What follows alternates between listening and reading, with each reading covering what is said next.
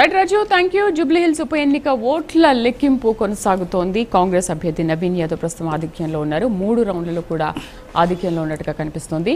So ఎన్ని ఓట్లు పోలాయి అనేది ఒకసారి చూద్దాం. కాంగ్రెస్ 18,602, బీఆర్ఎస్ 17,473, బీజేపీ 2,167తో అధికారిక ప్రకటన చేశారు. ఫస్ట్ రౌండ్లో ఇన్ని ఓట్లు వచ్చాయని చెప్పేసి. అంటే బీహార్లో కూడా ఎన్డీఏ హవా కొనసాగుతోంది. ఒకసారి రాహుల్ దగ్గరికి వెళ్దాం. కాంగ్రెస్ నేత రాహుల్ గౌడ్ దగ్గరికి. రాహుల్ గారు నమస్తే అండి.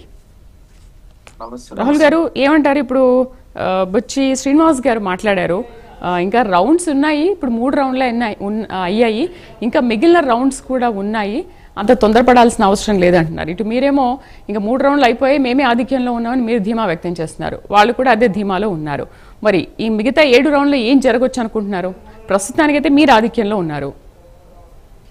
డెఫినెట్ గా అల్టిమేట్ గా 7 రౌండ్లు అయినా కానీ అల్టిమేట్ గా కాంగ్రెస్ విజయం. మేము ముందు నుంచి అదే చెప్తున్నాం, చివరి వరకు కూడా అదే చెప్తాం. ఎందుకంటే ఆ నమ్మకం మాకు ఉన్నది. జూబ్లీహిల్స్ ప్రజలు మాకు ఆ దిశగా ఓట్లు వేసారు. ఆ కాన్ఫిడెంట్ ఫుల్ గా ఉన్నది మేడం మాకు. రేవంత్ రెడ్డి గారికి వెళ్తే కార్యకర్త దాకా కూడా ప్రజలకు కూడా కాంగ్రెస్ పార్టీ ఘన విజయం సాధిస్తుంది ఈ రోజు జూబ్లీహిల్స్ లో. అందరికీ తెలుసు, రాష్ట్ర వ్యాప్తంగా అర్థం అయిపోయింది ఆల్రెడీ. ఇప్పుడు ఈ రౌండ్ 3లో కూడా అర్థం అయిపోతుంది. 3,000 మెజార్టీతో మేము కాంగ్రెస్ పార్టీ ముందంజన ఉన్నది. రియల్ గా మేము అనుకున్న తగ్గట్టుకి మాకు రిజల్ట్ వచ్చేది ఈరోజు సంతోషకరంగా మేము చూస్తున్నాం. ఎందుకంటే మేము ఏమైతే అనుకున్నామో ఆ ప్లానింగ్ ప్రకారంగానే రేవంత్ రెడ్డి గారు చిత్తశుద్ధితో ముందుకు పోతారు. కాబట్టి ఆ చిత్తశుద్ధి చూసి మరి ఈ రోజు సిట్టింగ్ స్థానంలో ఉన్న బీఆర్ఎస్ పార్టీని కూడా పక్కబెట్టి ఈ రోజు కాంగ్రెస్ పార్టీకి అవకాశం ఇచ్చారు.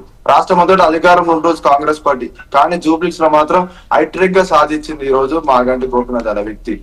కానీ అట్లాంటి సిట్టింగ్ ఎమ్మెల్యే బీఆర్ఎస్ పార్టీని కూడా పక్క పెట్టి మరి ఈ రోజు కాంగ్రెస్ పార్టీకి పట్టం కడుతుందంటే రియల్ గా జూబ్లీహిల్స్ ప్రజలకి కృతజ్ఞతలు చెప్పాల్సింది. ఎందుకంటే మేము ఆల్రెడీ ఫిక్స్ అయిపోయినాం మేడం. ముందు నుంచే మేము రౌండ్ 1 నుంచే మేము ఆల్రెడీ ఫిక్స్ అయిపోయినాం. ఇంకా 7 రౌండ్లు అయినా అనుకుంటున్నాం. కానీ మాకైతే ఫుల్ కాన్ఫిడెంట్ ఉంది. మేమైతే రేవంత్ రెడ్డి గారు అయినా మేమైనా 30,000 మెజార్టీతో మేము 100% గెలుస్తామని చెప్పి ఆ నమ్మకం మాకు ఉన్నది.